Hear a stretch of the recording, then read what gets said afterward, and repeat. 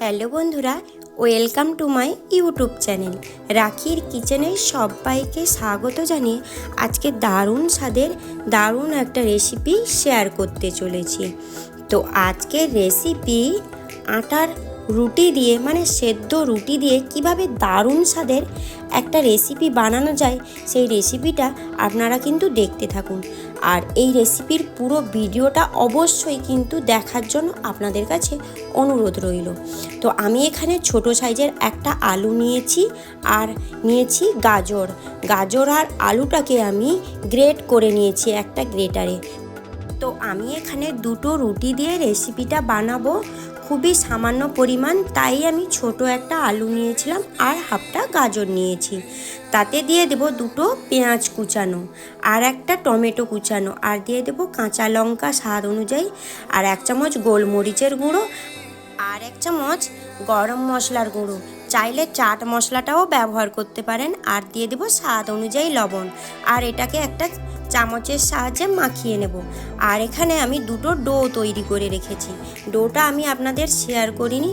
পরিমাণ মতো লবণ আর জল দিয়ে 1/2 কাপ আটা আর 1/2 কাপ মতো ওটস আমি মাখিয়ে রেখেছিলাম। যেহেতু হেলদি আর খুবই একটা টেস্টি রেসিপি আমি আপনাদের শেয়ার করব, আমি প্রায় সময় ওটসের আটাটাই ব্যবহার করি। তো আমি রুটিটা বেলে নিয়েছি, একটা খুব বড় সাইজের রুটি বেলেছি কিন্তু, আর ডোটা খুবই বড় করে বানিয়েছিলাম। 1/2 কাপ আটা আর 1/2 কাপ নিয়েছিলাম ওটস।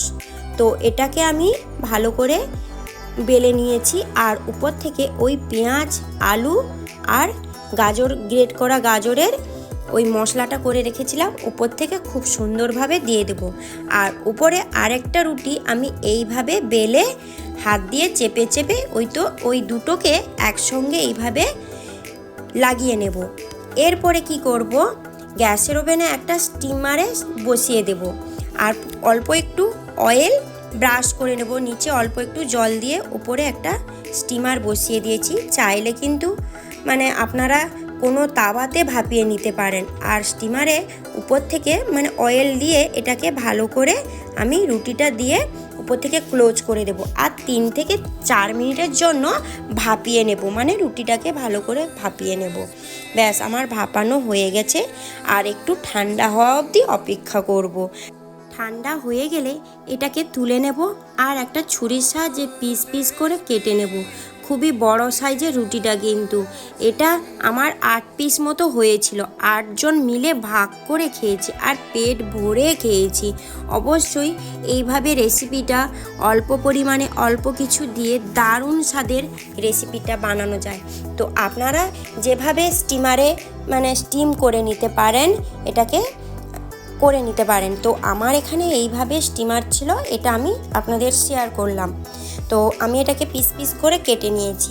এরপরে আমি কি করব, একটা পাত্রে নিয়ে নেব 1 কাপ মতো বেসন, আর নিয়েছি 1 চামচ মতো জোয়ানটাকে ভালো করে হাত দিয়ে মুঠে দিতে হবে যাতে স্মেলটা দারুণ আসে।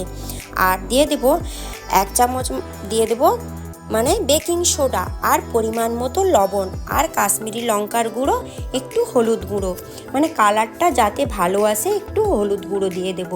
আর পরিমাণ মতো জল দিয়ে বেসনের ব্যাটারটা রেডি করে নেব।